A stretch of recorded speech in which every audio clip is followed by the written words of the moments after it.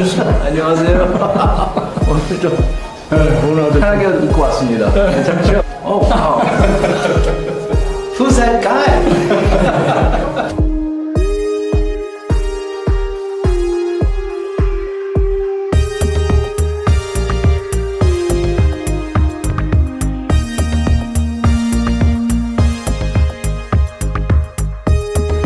전 세계 남산인 의대생들, 장학생들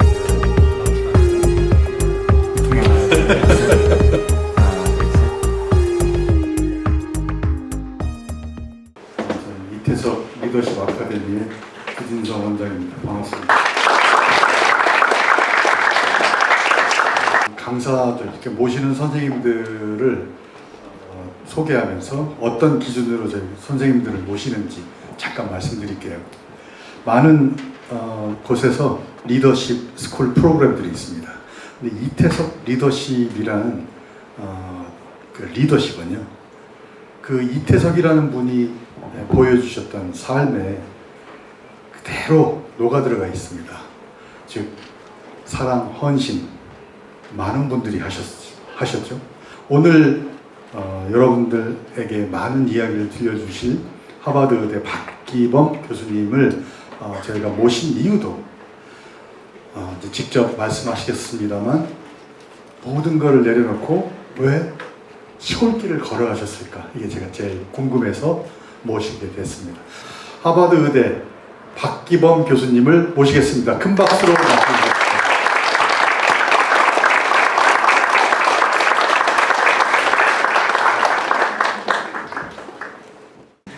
I used to be cute.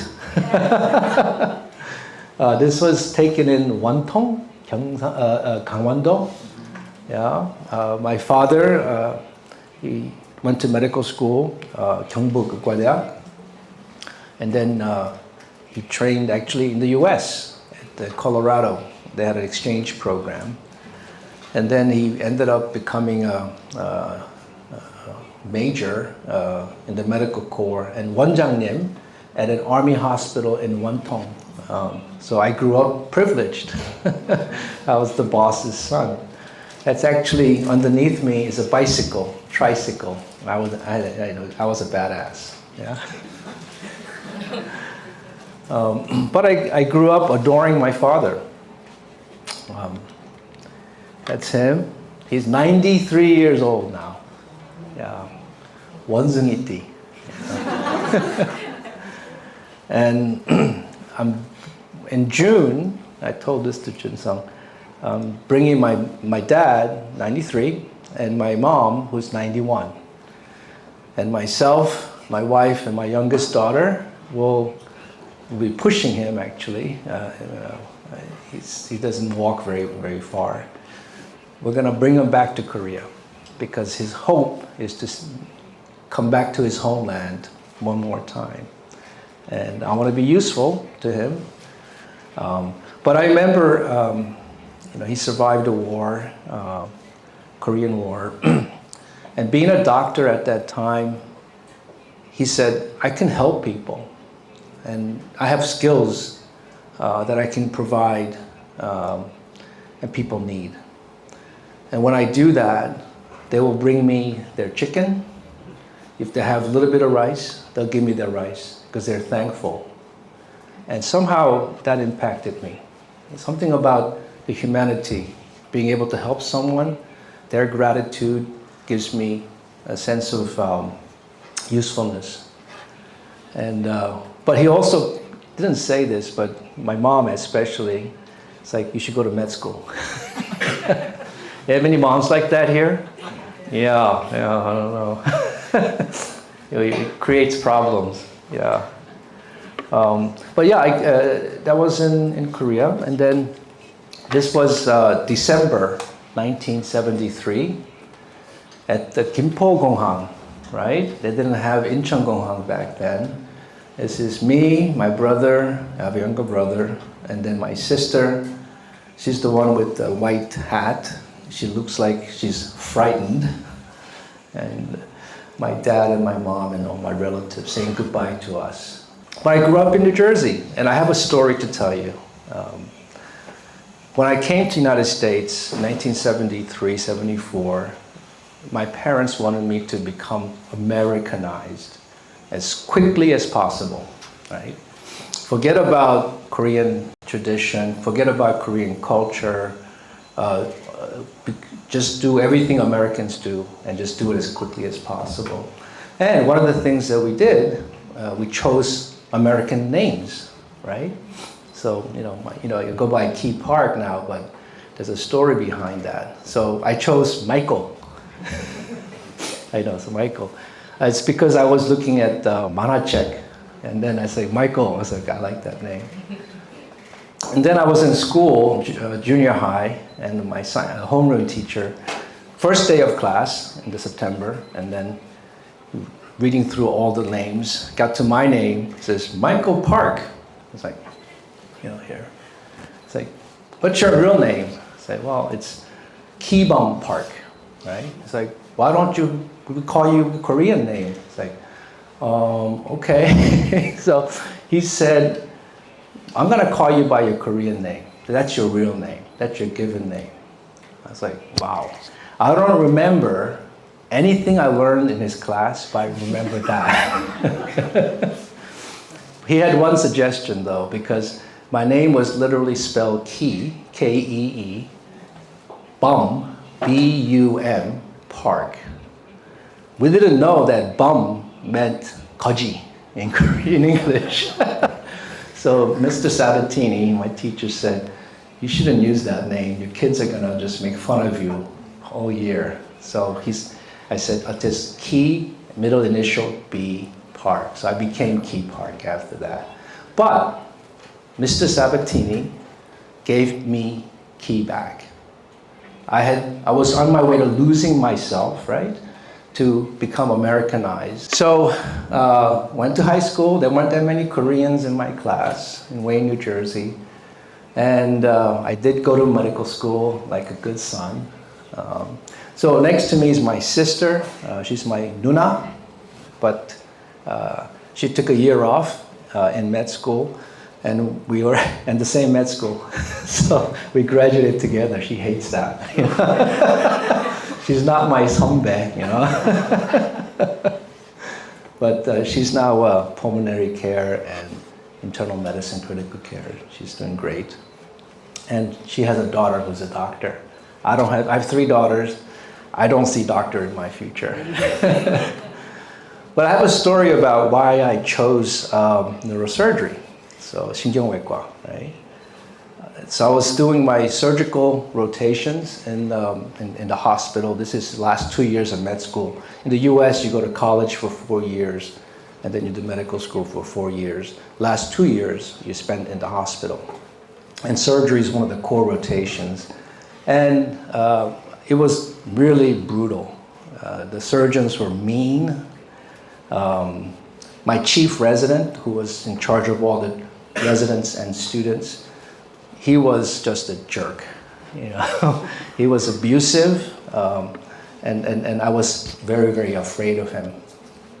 And then one day, we had a trauma patient come in through the ER, and I was standing there with the chief resident, and the chief had to call the neurosurgeon on call, as his resident. Anyway, the chief resident had to call the neurosurgeon on call, and he's like, normally he's a jerk, right? And he's like this, yes sir, yes sir, yes, yes. 쩔쩔 매는 거예요, right? And I was like, this is interesting, right? Someone is actually on top of him, and he cannot, he was just completely powerless. Then the neurosurgeon, about 15, 20 minutes later, drove up, and next to the ER is where the ambulances park. He parks in the ambulance space, which you're not supposed to do. And he walks in, and then the police car, apparently he was speeding or something. The policeman pulls up next to him and tries to get him to stop. The neurosurgeon doesn't stop. He walks straight into the operating room and tells the nurses, take care of the police. I was like, this is amazing. This guy is above the law, right? And it's when I decided I want to be a neurosurgeon. He had a beautiful suit, and then he had this incredible car, a sports car. And I was like, okay, that's the specialty I want to do. So I was young, okay? I was young. But that's how I chose neurosurgery. And I have another story to tell you. When I was in medical school, between third and fourth year, I applied for a PhD, and I got into a PhD program at Harvard University, and I wanted to be a scientist. In 2 years after I got there, I had a meeting with the dean, and the dean said, "Key, we're gonna have to ask you to leave because you're not studying, you're not showing up for class, and you're failing out." So I got 퇴학. You know 퇴학? I'm a professor at Harvard Medical School, okay? So the message is, just because you fail doesn't mean it's over. It's not over. Failure is not a bad thing. I tell my daughters this one line, and they know it. You only fail when you fail to try. So if you don't try, that's the failure there. But if you try and fail, that's okay. It's okay. So I always tell people that are feeling like, oh my gosh, I just crashed and I failed at this. It's like, yeah, let me tell you a story. These things can and do happen. So at the end of my training program, I met this beautiful woman, Susan, and we dated for 1 year, and then we got married. And she was born in the U.S. And we moved to a small town in Midwest, a place called Cape Girardeau, Missouri, south of St. Louis. It's private practice. And I became a neurosurgeon in the town. We had 2 lovely daughters. And I was set. This was the life that I thought would bring me to where I want to be in the U.S. 성공, right? In the U.S. I was making a lot of money. I had the respect of my community and also my peers. The doctors in the hospital respected me. So I got the Ferrari, okay? Yeah. And I would drive it a little too fast and get stopped by the police, but Dr. Park, slow down. I even became a pilot, right? I had a plane and flying around. I had the life. So I was in private practice for, 7, 8, 9 years.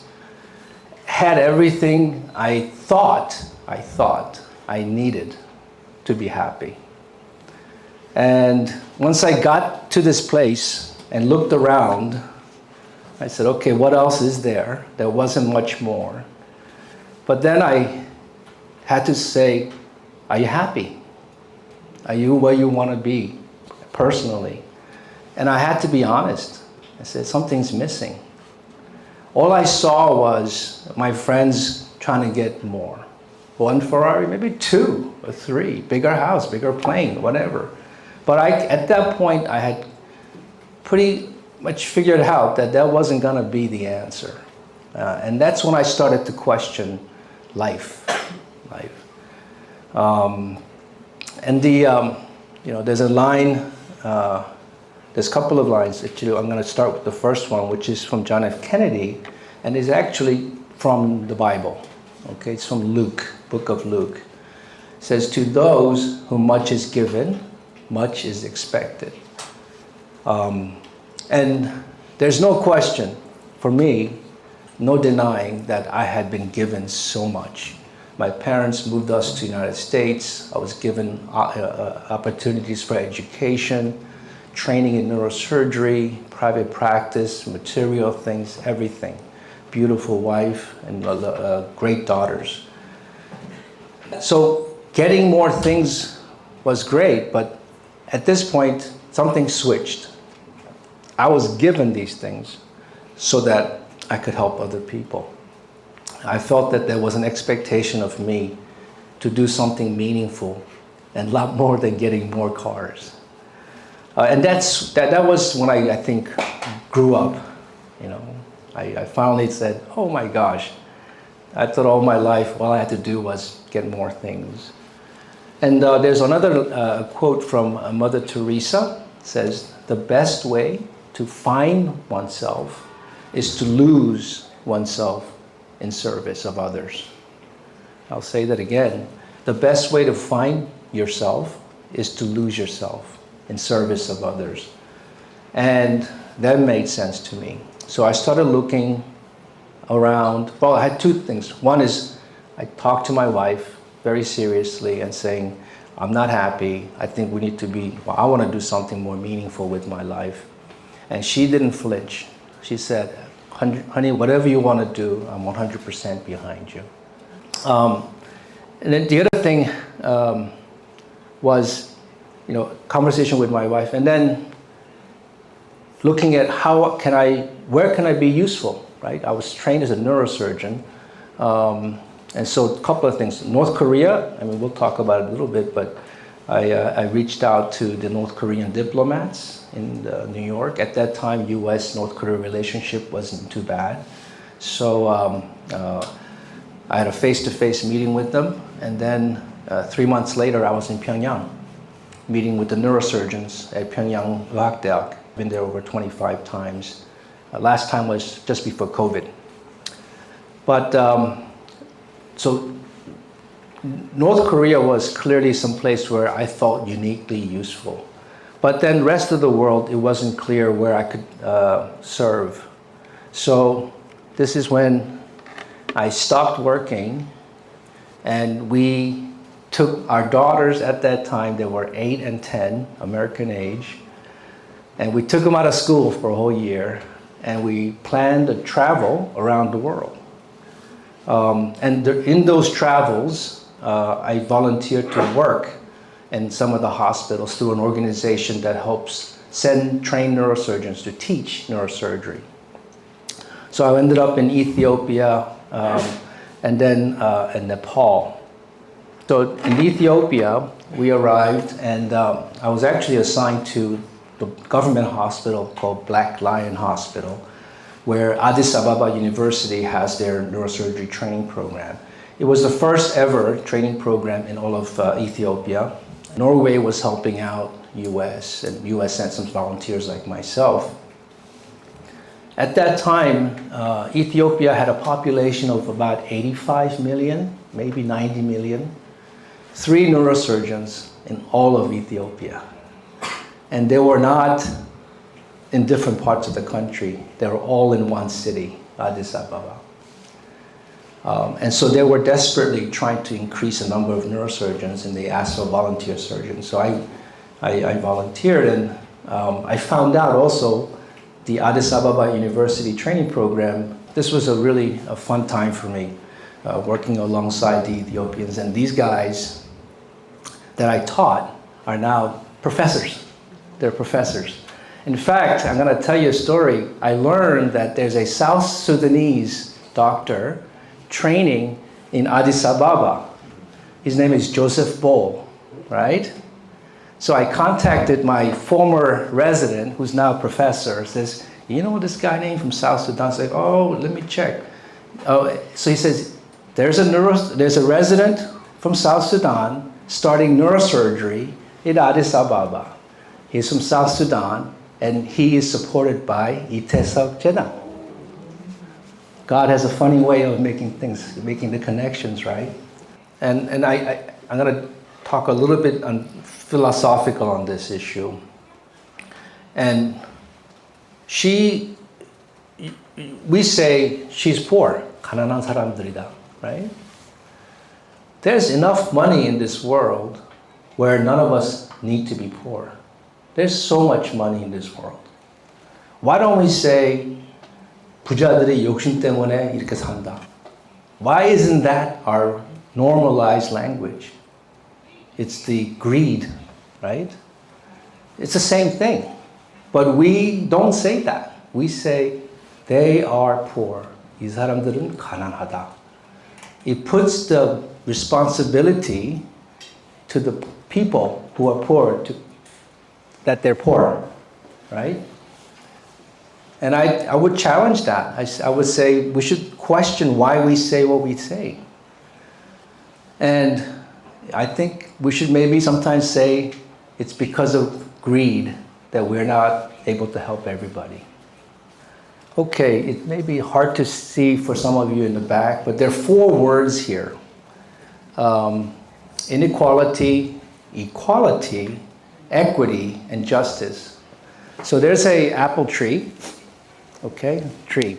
And it's a little bit crooked.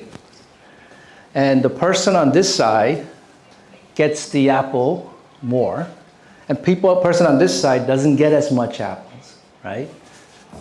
Do you think this represents the current society? Yeah, you bet. Here, Seoul, 대한민국, USA, the world is a very unequal place. So what do we do about that, right? Why don't we help everybody by giving them the same ladder, this high? Everybody gets the same ladder so that you have better chance of getting the apple. Is that fair?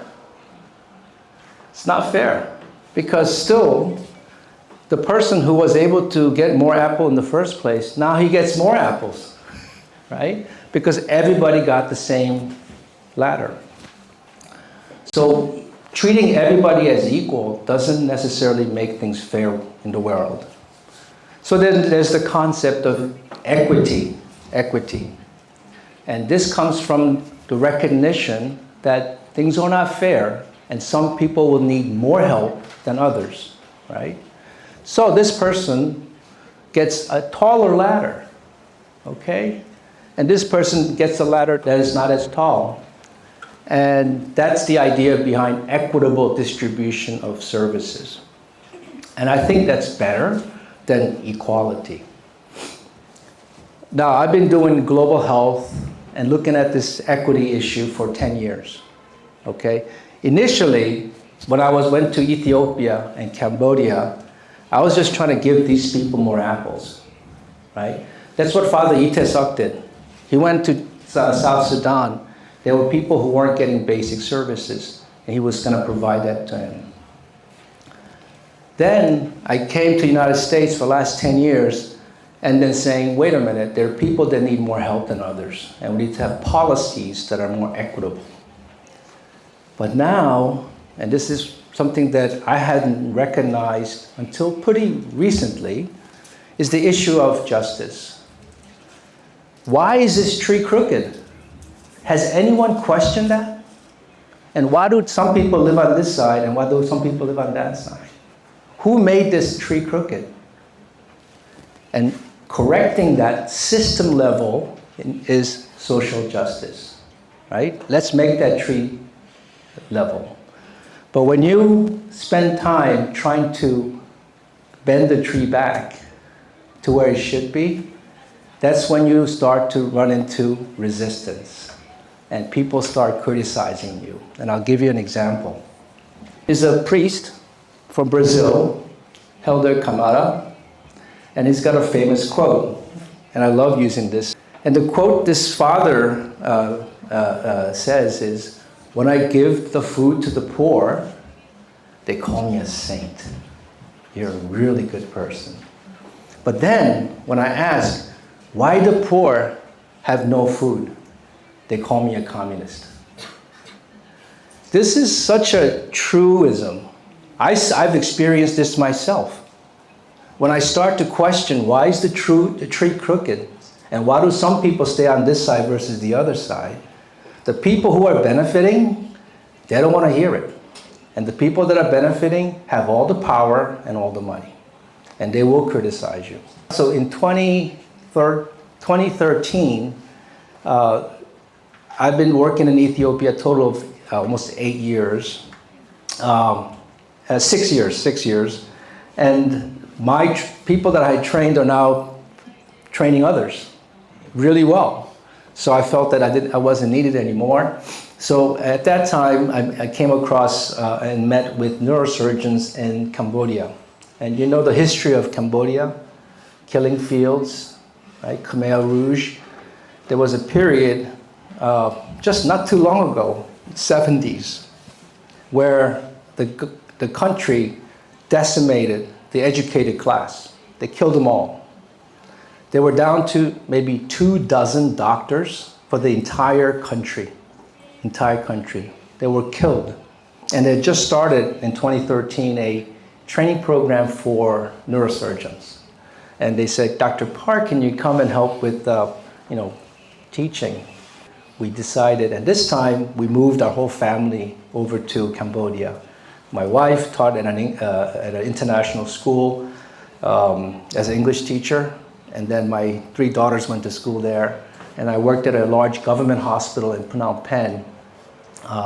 And that's not you are correct in seeing that. This is actually a drill from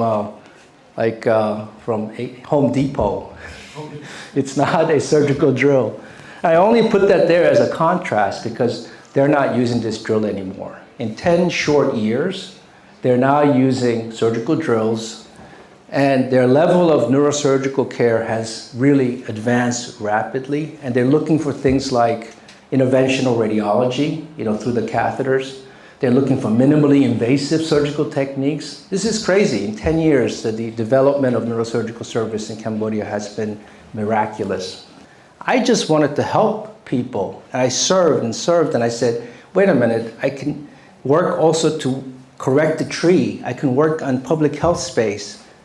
And I just kept after my original objective of trying to help and be useful to others.